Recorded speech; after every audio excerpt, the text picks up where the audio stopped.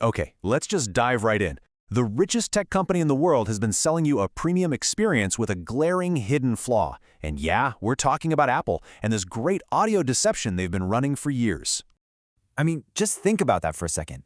You're holding this incredible piece of technology, this spaceship in your hand, but the second you hit play on your music, bam, you're zapped back in time. It's just absurd. So here's the deal. Apple loves to sell you on these beautiful titanium bodies and those super smooth 120 Hz ProMotion screens. But when it comes to the sound that you actually listen to, day in and day out, they've got you trapped in the audio stone age. You really have to ask, why? Well, the answer is simple. They are absolutely banking on the fact that you won't know the difference. That you're so in love with that shiny logo on the back, you'll pay for it no matter what. Well, consider this your wake-up call from that sweet, very expensive sleep. Now, you might think this is, a new problem, maybe a recent oversight. It's not. This pattern, it's basically in their DNA. Let's just take a quick look at Apple's, let's call it, historical criminal record. This goes all the way back to the very beginning, 2007, right? The revolutionary music phone launches. And it can't even stream music in stereo wirelessly. I mean, competitors were already doing that. It took Apple 2 full years until 2009 to finally catch up. And then, in 2010, the iPhone 4 launches with this amazing Retina display, but quietly slips in outdated Bluetooth 2.1 while rivals were already on the much faster 3.0. See the pattern? Look, this isn't an accident. It's not an oversight. It's a deliberate strategy. From day one, Apple has fed you lower-spec tech, betting that you're just too dazzled by the shiny new design to even notice. All right, let's jump to today's technical disgrace. Because if you thought the past was bad, oh man, what's happening right now is somehow even worse. So while the rest of the world built these audio superhighways with high-res codecs, that's the tech that sends audio to your headphones, things like Sony's LDAC and Qualcomm's aptX HD, Apple, they've decided to keep you on a bumpy old dirt road called AAC. It's a totally standard, kind of basic codec, and on an iPhone, it is literally all you get. And the numbers just lay it bare. It's staggering. Sony's LDAC can push audio at up to 990 kilobits per second. Apple's premium, top-of-the-line iPhone, it's stuck at a pathetic 256. It's not even in the same league. It's a completely different sport. And honestly, that's the perfect way to describe it.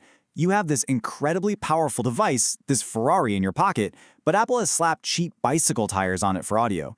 You've got all this potential, but you're just spinning your wheels listening to compressed, totally compromised sound. But this next part, this is where the story goes from being just a technical failure to a piece of dark, cynical comedy. It's truly wild. So, remember when Apple made this huge deal about lossless audio coming to Apple Music? They shouted it from the rooftops. Finally, studio-quality music. It sounds incredible, doesn't it? A dream come true. Well, here's the punchline. Here's the cruel joke. You pay extra for the lossless subscription. You go out and buy their most expensive headphones, the AirPods Max. And what do you get when you listen wirelessly? The exact same compressed AAC audio you had before. Apple is selling you a feature that its own premium hardware can't even deliver wirelessly. Let that sink in. This right here is the heart of the deception. They take your money for a 4K experience, but hand you an old antenna from the 80s. They sell you on this idea of a seamless ecosystem, then make sure the most expensive parts don't actually talk to each other to give you the quality you paid for. It's just mocking you. Now, I can already hear the defenders, right? Keyboards clacking away in the comments. So let's just go ahead and dismantle their tired, predictable excuses one by one. You've heard them. Oh, but the human ear can't even tell the difference, they whine. Or, but it has Bluetooth 5.3, isn't that good enough? Right. Okay, let's shut this down for good. Let's talk about the sheer hypocrisy here.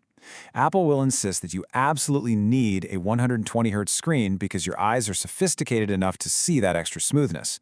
But your ears? Oh, suddenly your ears are too primitive, too dumb to tell the difference between muddy, compressed audio and beautiful, high-resolution sound. So which is it, Apple? And let's get something crystal clear. Bluetooth 5.3, it's about a stable connection, not higher quality sound. The data pipeline, the bitrate, is still tiny. Meanwhile, people with budget Android phones are enjoying near CD quality audio without a wire. You paid a massive premium to be stuck with the audio equivalent of a bad MP3 from 2005. You know that old story about the emperor's new clothes? It doesn't quite fit here. The king isn't naked. The king is deaf. And they're just assuming you are too. So you have to ask yourself, what are you really paying for? Is it for cutting-edge technology, or is it just for a logo?